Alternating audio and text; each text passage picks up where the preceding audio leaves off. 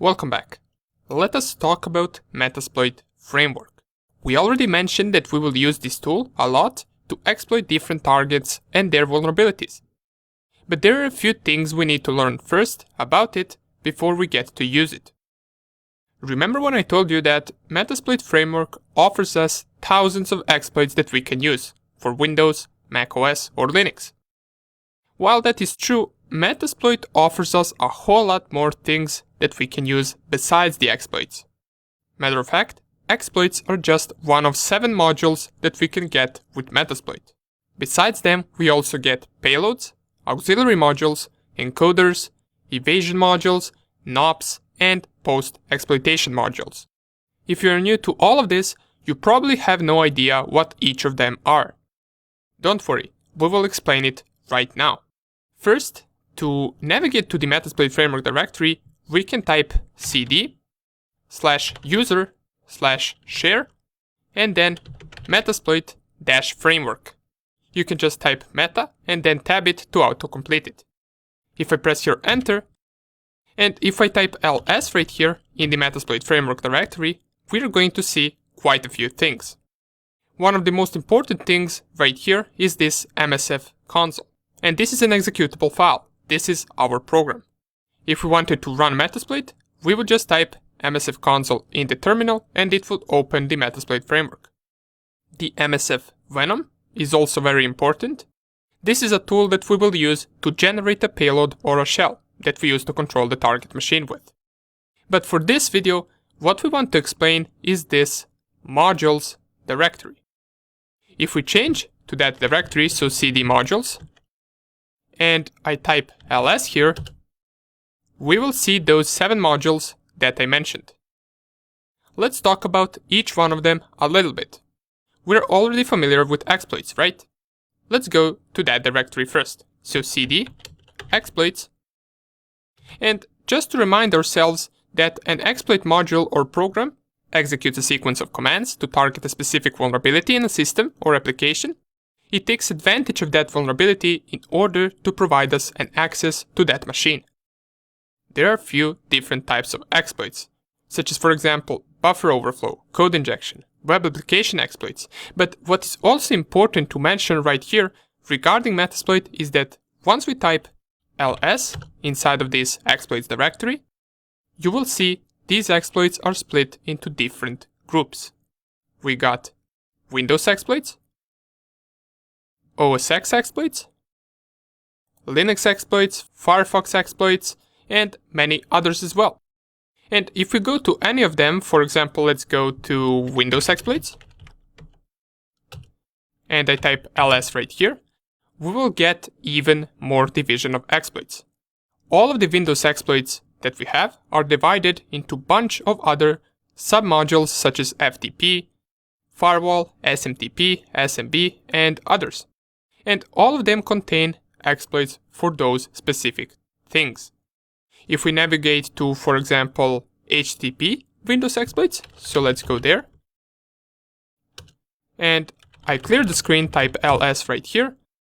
We will see there is a lot of them for the HTTP. And this .rb that all of these files have is just an extension for Ruby language.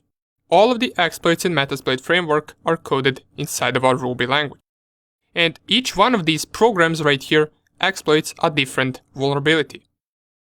If you were, for example, interested in how some of these work, you could open the code of an exploit using Nano Editor. Let's see, for example, this one. If I nano it, it will open the code of this exploit. And if you know Ruby language, you could figure out how this exploit works, right? It also gives us a description right here. So this exploits a stack buffer overflow in the Webster HTTP server. The server and source code was released within an article from the Microsoft System Journal in February 1996, titled Write a Simple HTTP. So this is an old exploit. But you can do this for any file that you want. You can just open it and see the code of that specific exploit. And that's how they are stored in Kali Linux. Let's also mention other modules that exist besides these. So if I go back to the modules directory and type ls, let's next talk about the auxiliary modules. So if I change directory to auxiliary and I type ls right here, then we will see that auxiliary modules are also split into different categories, as we can see right here. And an auxiliary module does not execute a payload like an exploit module does. It is used to perform different actions such as scanning, fuzzing, or denial of service attacks. These modules can sometimes be used in first two stages of penetration test, as there is a lot of them that perform fingerprinting and vulnerability scanning. If we go to one of these submodules, for example, let's go to sniffer submodule. If I type cd sniffer, type ls, well, it seems that there is only one sniffer in Metasploit. And we can see again it is also coded in Ruby language because of the .rb extension. If we go to a different auxiliary submodule, for example, let's go to this one, which is spoofing. So let's go to the spoofers, clear the screen, type ls. We can see they're also divided into even more submodules based on what it is spoofing. So it can spoof ARP requests, it can spoof DNS, it can spoof MDNS, and others as well. And all of these spoofers we can use for our attacks if we need to. Good. Those are the auxiliary modules. Now, you can always explore others as well if you want to check out what different files this module has. But we're going to continue and we're going to cover the next module from the Metasploit framework, which is the post-exploitation module. And if I change directory to the post-exploitation module, clear the screen and type ls, this module is used, as its name says, after exploiting the target. Usually, they are used to gather or steal information from target's device. That information could be files, saved passwords, dumping hashes, enumerating other services and applications on the target, and many other things we can do with post-exploitation modules. After you type ls, you will see that they are mostly split the same as the exploits. If we go to Windows post-exploitation modules and type ls right here, we will see different post-exploitation submodules that have different purposes, such as gathering information, such as escalating privileges. And these escalating privileges simply means if we exploit the target as a regular user on that machine, we would always want to try to escalate our privilege to become an administrator or a root account. We can also see VLAN post-exploitation modules, and I believe this would be used to steal saved wireless passwords to the access points that the target was connected to. Okay, you can explore the others as well if you want to, and let's talk about the others as well, so we can go through all of them real fast so you can get a pretty good understanding of what all of these modules do. And the next one that we will talk about is also really important, and that is payloads. If I change directory to payloads, clear the screen and type ls, and hopefully you remember that payload is something we deliver to the target with an exploit in order to control that machine.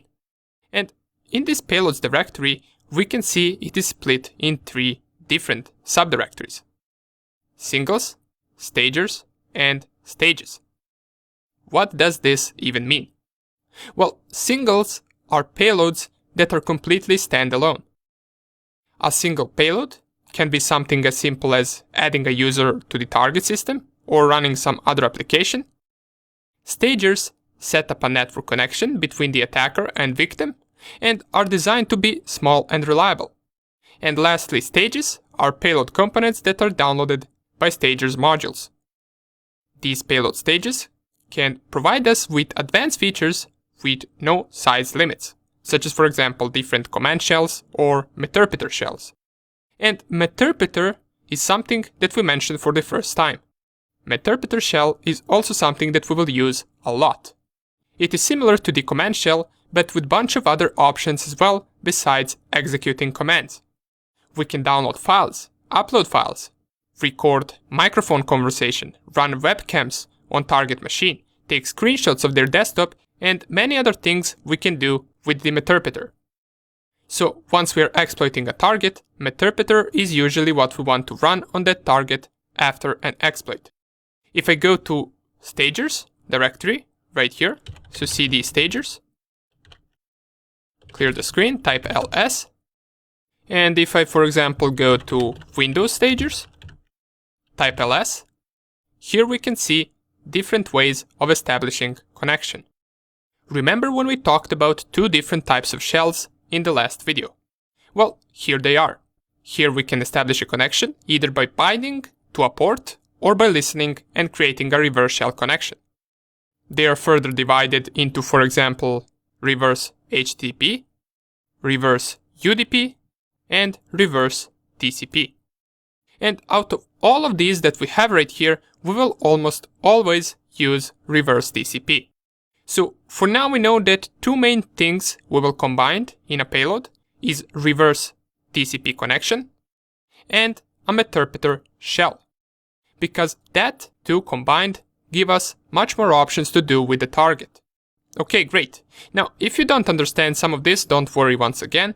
This is something that you will fully understand once we get into the practical examples. For now, we're left to explain 3 more modules, and we're going to go quickly through them, since they are less important than the ones that we already covered. And those are the evasion modules, encoders, and NOPs. Now, let's go with encoders first. Encoders are something that helps us to evade antivirus detection. How exactly?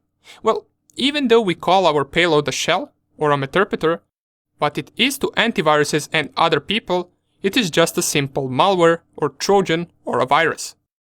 That's why, with the help of encoders, we can encode our payload and make it less detectable by some antivirus vendors. These are not that useful anymore since they are known to almost all antiviruses.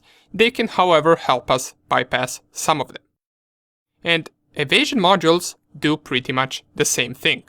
And if I change directory to them, so cd evasion, you will see that there are evasion modules only for Windows.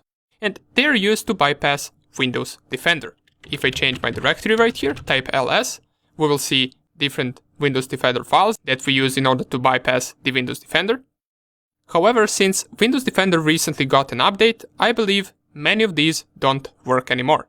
But don't worry, we will see later in the course different techniques that we can use to bypass antiviruses and execute our payload.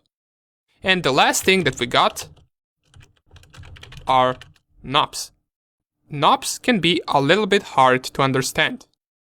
What a NOP is an instruction for the processor to do nothing. Once a processor reads a NOP instruction, it does absolutely nothing. And I know what you're thinking, what is the purpose of this for us? Well, these NOPs are useful in buffer overflows to allocate a lot of space in memory before the payload executes. By the way, NOP stands for no operations, and if you ever programmed in assembly before, you will be familiar with this. But don't worry, for now, NOPs are not that important for us. Okay, that was a lot to take for one single video, but all of this will be more clear once we start exploiting our target, and trust me, we're really close to that. We just need to explain the usage of Metasploit in the next video real quick, and after it, we will perform our first exploits. So get ready, and I will see you in the next video.